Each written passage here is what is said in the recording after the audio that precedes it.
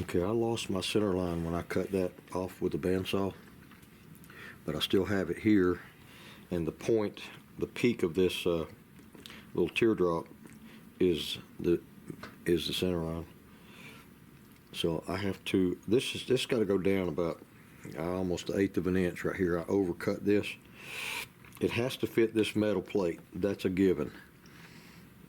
Some things you just don't argue about, and that's one of them. So I've got to cut this down. When I get done cutting this down and get this line straight, actually this one's is pretty straight. It has a teeny bit of a convex to it on top, but it's so small most people would never notice it. But once I get this down to the shape I need it, between here and here, I'm going to redraw that center line.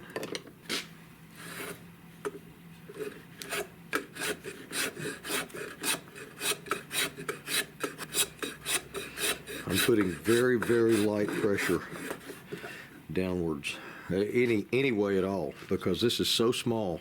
I mean, this is not much bigger than a broomstick. So I'm using really light pressure. I'm pulling more this way than pushing down.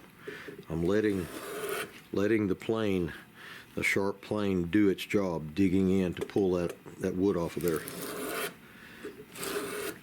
with very, very light pressure. Thankfully, the grain back here is okay with being pulled on this side, the top, and this side. Sometimes it'll switch over from side to side. This one is being pretty agreeable really this morning. Like I've said before in my videos, I start with the top and then I go to the bottom and then I go side to side. And usually, sometimes, put it that way, I will shape all this down first, but not in this case, because the more I shape this down, the smaller this diameter gets, the weaker it gets, the more this could possibly snap. I've never snapped one, and to be honest, I don't look for today to be that day. But I'm going to leave this as beefy and strong as I can get it, leave it until I'm done with all this back here. Then I'll come back and work this in the middle.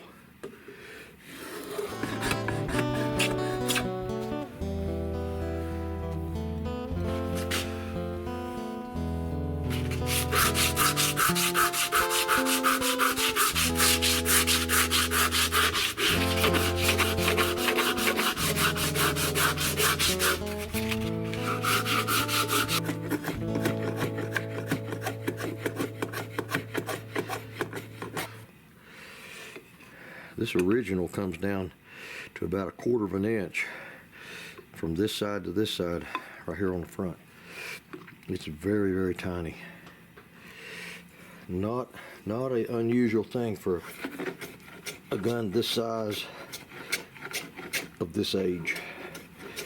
I don't know what their fascination with tiny was back then, but some of them were eat up with it. Time for my center line to be put back. It's hard to hold this thing still on that round, slick surface.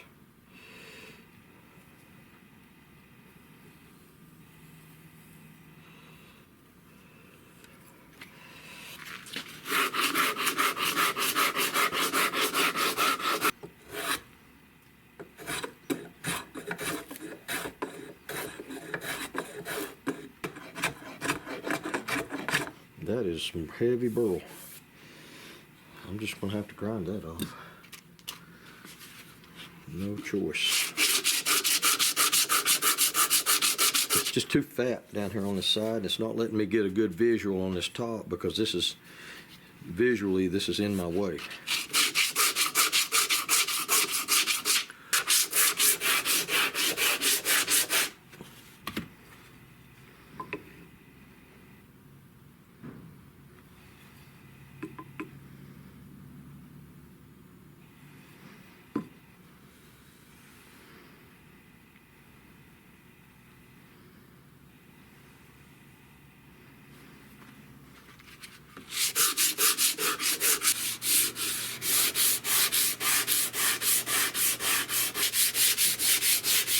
On a fragile piece of wood like this, I'll use my offhand to dampen it and steady it, keep it from having any hard pushing or shocks.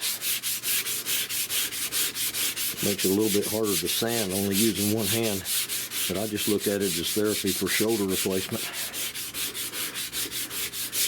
There's a lot worse things you can have than being tired at night.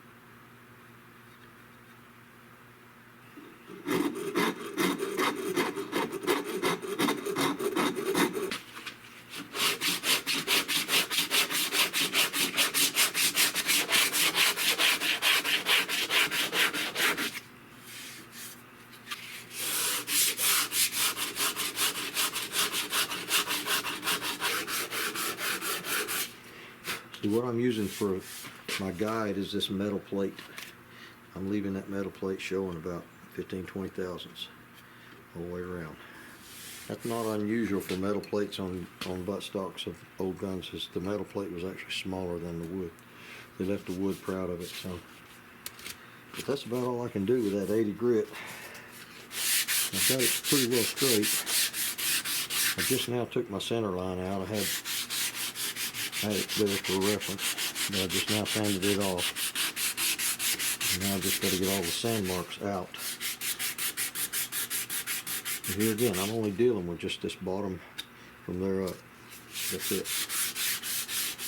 And then the next thing I'm going to do is work in this pistol grip and these grooves around here. That grain is really starting to show. It's really starting to pop. It's got some sideways grain. It's just wraps around there and just does all kinds of crazy curls.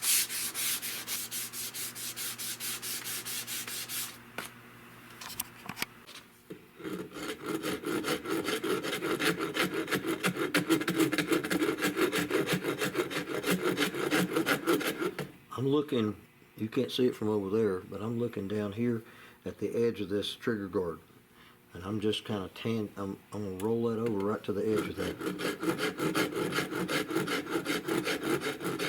Can't always get the camera at the same angle that I'm using than what I'm seeing.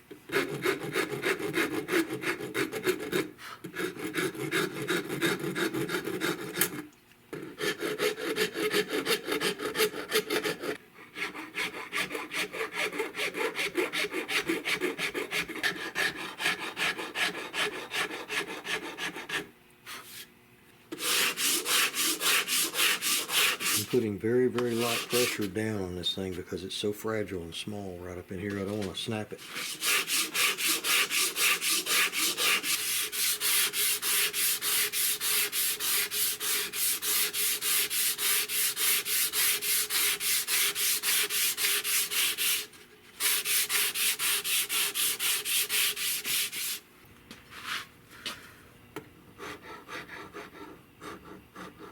This was absolutely a minefield getting between this and those. I still got about 35 thousandths to go down to that metal. This has got a pretty good lip on it right there. I'm really hesitant about going down as much as I need to because this is so thin in here, just so small and delicate. This gun may never ever be shot again, but I can't count on that